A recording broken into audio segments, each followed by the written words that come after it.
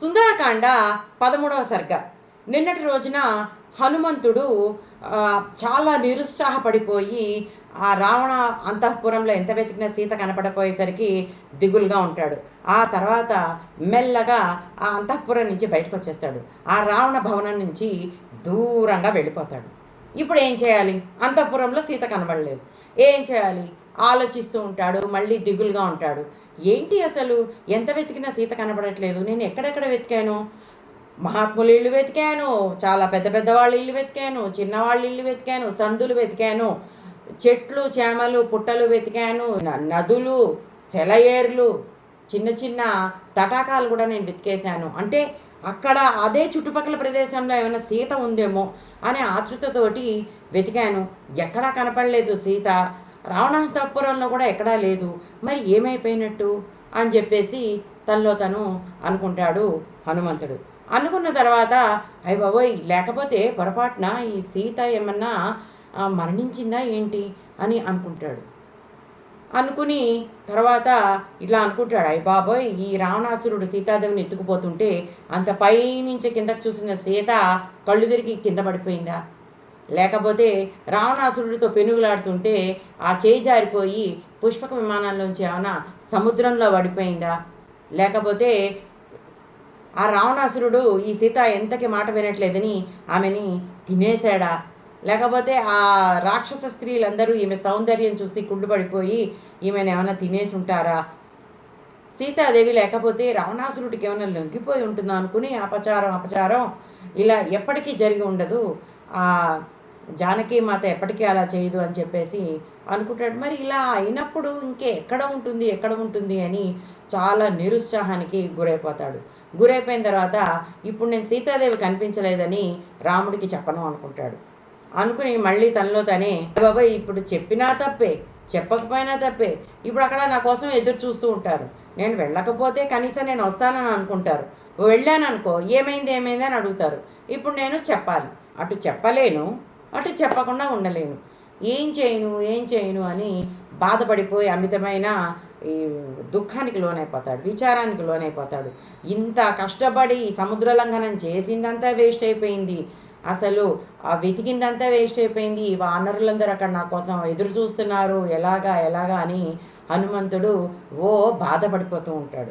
అలా బాధపడిపోతూ ఇంకా ఇలా అనుకుంటాడు, ఇప్పుడు కనుక నేను సీతజాడ కనుక్కోకపోతే అక్కడ 2 వంశాలు నాశనం అయిపోతాయి. ఒకటి, ఈ సీత కనబడలేదన్న బాధతోటి ఈ రాముడు మరణిస్తాడు, ఆ సీతా వియోగంతో ప్రాణాలు వదిలేస్తాడు. అతని ప్రాణాలు వదిలేస్తే వెంటనే భరతుడు, శత్రుఘ్నుడు, ఈ లక్ష్మణుడు అందరూ కూడా ప్రాణాలు వదిలేస్తారు అన్నగారు లేడనే బాధతో. కొడుకులు పోయారనే బాధతో వాళ్ళ తల్లులు మరణిస్తారు. ఆ రకంగా రాముడి వంశం నాశనం అయిపోతుంది. ఇక్కడ సుగ్రీవుడు తను ఇచ్చిన మాట నిలబెట్టుకోలేకపోయాననే బాధతోటి మనోవేదంతో సుగ్రీవుడు మరణిస్తే అతని భార్యలు అతనితో పాటు మరణిస్తారు. వాళ్ళతో పాటు తమ నాయకుడు లేడే, తమని చూసుకోవడానికి తమని కాపాడే నాయకుడు లేడని వానర సైన్యం అంతా మరణిస్తుంది. కాబట్టి ఇప్పుడు నా ఒక్కడి వల్ల 2 వంశాలు నాశనం అయ్యేటట్టున్నాయి. కాబట్టి ఇప్పుడు నేను ఆ కిష్కిందకి అసలు వెళ్ళను, ఇక్కడే ఉండిపోతాను, ఏ నది ఒడ్డునో ఉంటాను, చేతికందిన పండో కాయో తింటాను, కూర్చుంటాను, లేకపోతే ఆ నీళ్ళల్లో దిగి లోతుగా మునిగిపోయి నేను కూడా ప్రాణత్యాగం చేస్తాను, అంతే తప్ప నేను మాత్రం ఏ వార్త తీసుకోకుండా నేను వెళ్ళను అని అనుకుంటాడు.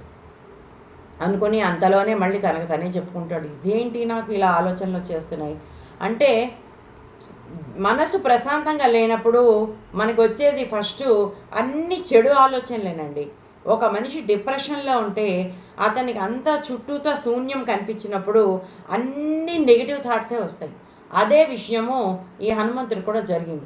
ఆఖరికి అతనికి సూసైడ్ చేసుకోవాలనే థాట్ కూడా వచ్చేసింది. చూసారా, ఏం చేయాలో అర్థం కాక అందులో ఇలా అనుకున్న హనుమంతుడు, అయ్యో నేను ఇలా అనుకుంటున్నానేంటి, ఇలా ప్రాణత్యాగం చేయాలనుకుంటున్నానేంటి, ఒక పని ఇచ్చినప్పుడు ఆ పని చెయ్యాలి, కానీ నేను ఇంకో మార్గం వెతకాలి అంతే, ఇంకా వెతకాలి, అంతేగాని నేను నిరుత్సాహపడిపోతే ఎలాగా అని చెప్పేసి హనుమంతుడు మళ్ళీ తనకి తనే చెప్పుకొని ఒక క్షణకాలం పాటు కళ్ళు మూసుకుని అలా ధ్యానం చేస్తాడు. కొంచెం సేపు ధ్యానం చేస్తాడు. ధ్యానం అంటే మన భాషలో మెడిటేషన్. ఈ మెడిటేషన్లు అవన్నీ ఇప్పుడు మన సైకాలజిస్ట్ అందరూ రెఫర్ చేస్తున్నారు కానీ అప్పుడు రామాయణం కాలం నుంచే ఉన్నాయండి. హనుమంతుడు అలా ధ్యానం చేస్తాడు ఒక క్షణం పాటు. ధ్యానం చేసి అప్పుడు అతనికి ఒక రకమైనటువంటి ఉత్సాహం వస్తుందన్నమాట. అలా చూసేసరికి ఎదురుకుండా ఒక అశోకవనం కనబడుతుంది. కనబడేసరికి చుట్టూతా భద్రతా దళాలు విపరీతంగా ఉంటాయి.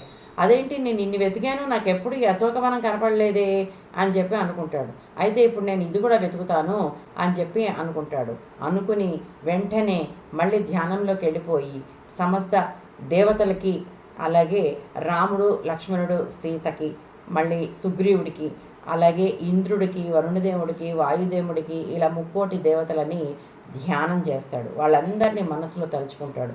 ఒక పాజిటివ్ ఎనర్జీ నింపుకుంటాడు. ప్రేయర్ వల్ల ఒక మానసిక ప్రశాంతత, ఒక ఉత్సాహము, ఒక ధైర్యము వస్తాయండి మనిషికి.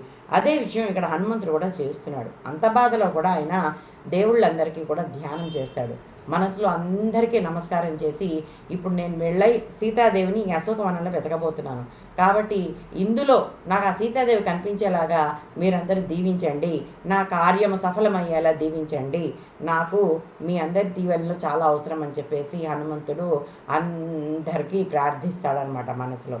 అలా ప్రార్థించి కొత్త ఉత్సాహాన్ని నింపుకుంటాడు. ఆ తర్వాత ఏం జరిగిందో వచ్చే సంచికల్లో చూద్దాం. అంతవరకు సెలవు.